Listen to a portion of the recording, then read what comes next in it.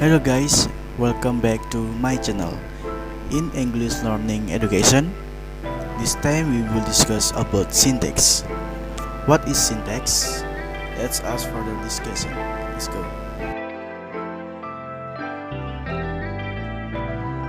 Syntax. The word syntax comes original from Greek and literal means put together or arrangement.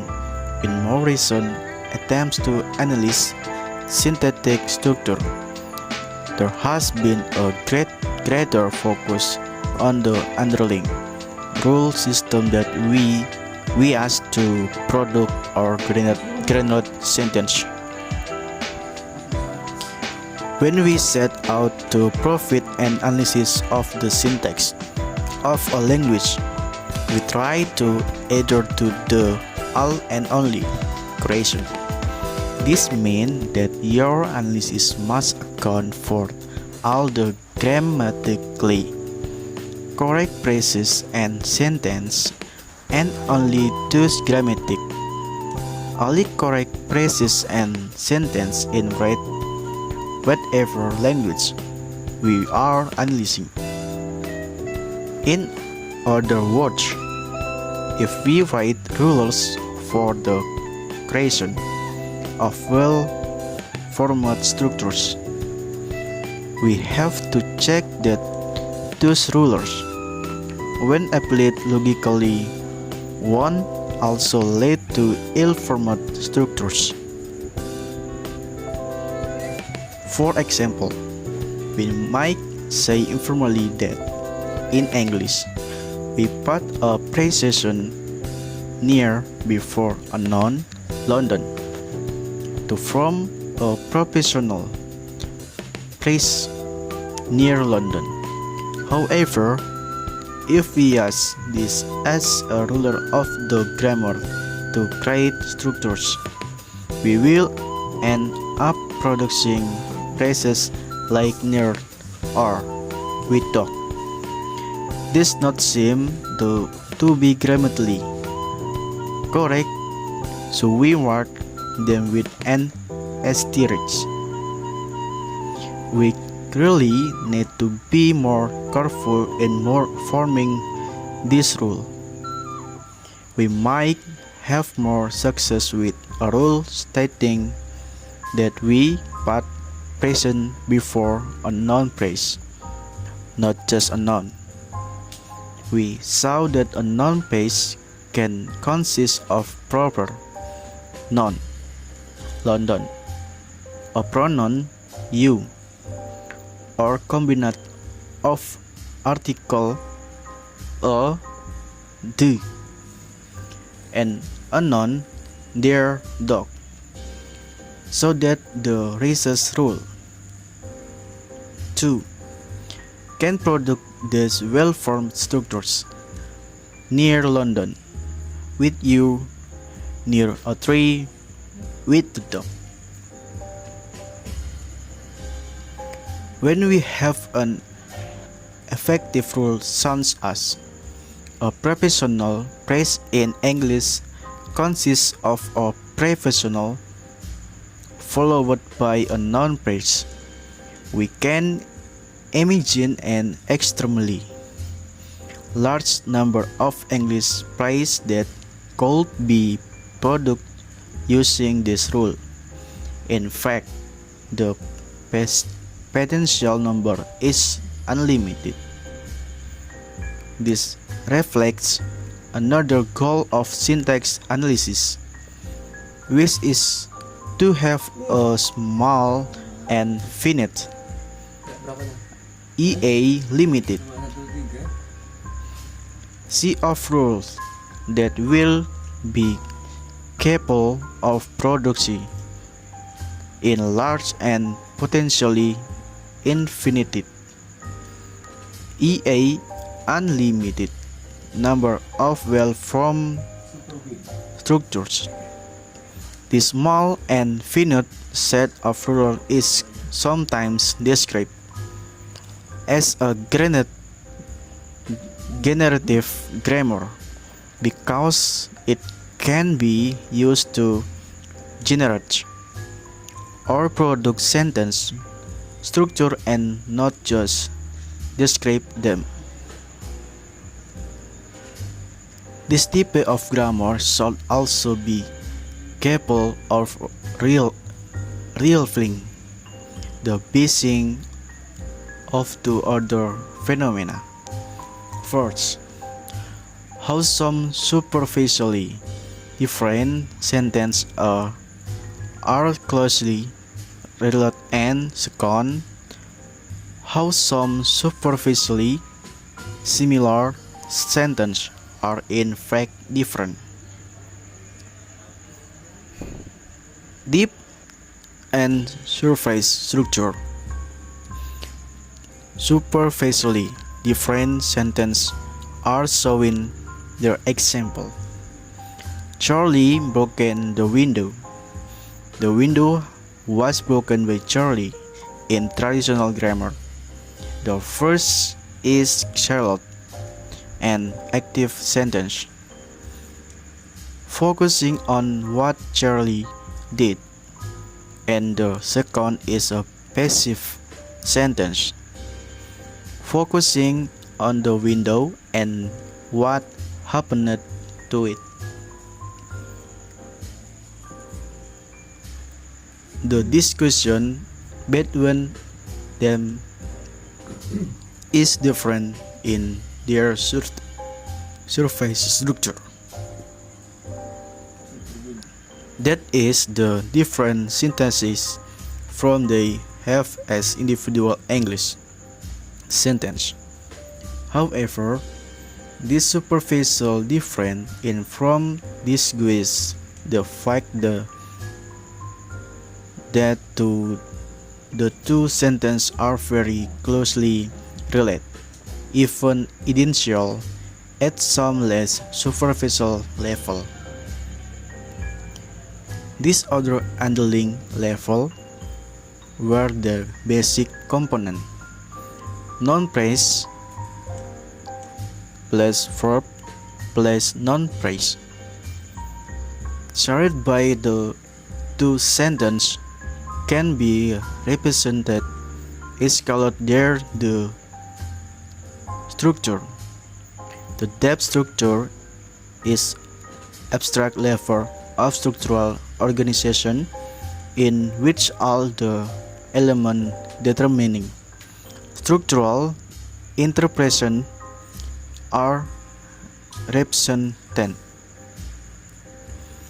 That same depth structure can be the source of many other surface structures, such as it was Charlie who broken the window, was the window broken by Charlie. In short, the grammar must be capable of showing how a single underlying abstract representation can become different surface structures. Structural ambiguity. Let's say we have to detach the structures. One expresses the idea that Annie had an umbrella and she blew up to unwind with it. The other expressed the idea that Annie dumped into a man and the man happened to be crying an umbrella. Now there's two different versions of the event can actually be expressed in the same surface structure form. Annie bumped into a man with umbrella. This sentence provides an example of structural ambiguity. It has to distinct underlying interpretation that have to be represented differently in the structure. The comedian Groucho Marx knew how to have fun with structural ambiguity. In the film Animals characters, he first say, I answered an 11 in my pajamas. The follow it with how good he got into my pajamas. I'll never know. In the non-funny interpretation, part of the underlying structure of the first sentence could be something like, I shot an 11 while I was in my pajamas in the other. Ho ho. Interpretation, part of the underlying structure would be something like, I shot an 11 which was in my pajamas. There are two different underlying structures with the same surface structure. Phrases can also be structurally ambiguous, as in expression like small boys and girls. The underlying interpretation can be either small boys and small girls, or small boys and all girls. Our syntax analysis will have to be capable of showing the structural distinction between these underlying representations. Requisition. The rulers of the grammar will also need the crucial property of recursion. Recursive, repeatable any number of times. Rules have the capacity to be applied more than once in generating a structure.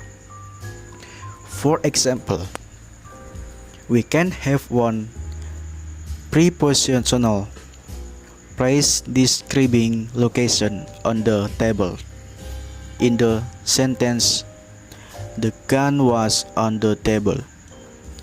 We can also repeat this type of phrase using different words near the words for as long as the sentence still makes sense.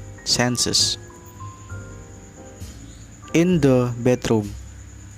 So, in order to generate a sentence such as, the gun was on the table near the window in the bedroom, we must be able to repeat the rule that create as a professional phrase over and over again. We must also be able to put sentence inside other sentences. For example, when we produce a sentence such as, Chetty knew that Mary helped George, we do with the sentence Mary helped George inside it. The those two sentence can be generated inside another sentence such as, John believed that Chetty knew that Mary helped George. In principle, there is no end to the recursion that would produce ever longer versions of complex sentence with this structure. Alright, that's all for me discuss the syntax.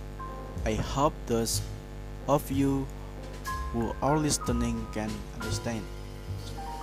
I apologize from the because my language is still stiff and sucked up, but from the slight earlier you can understand it. That's all for me. Thank you. See you next time.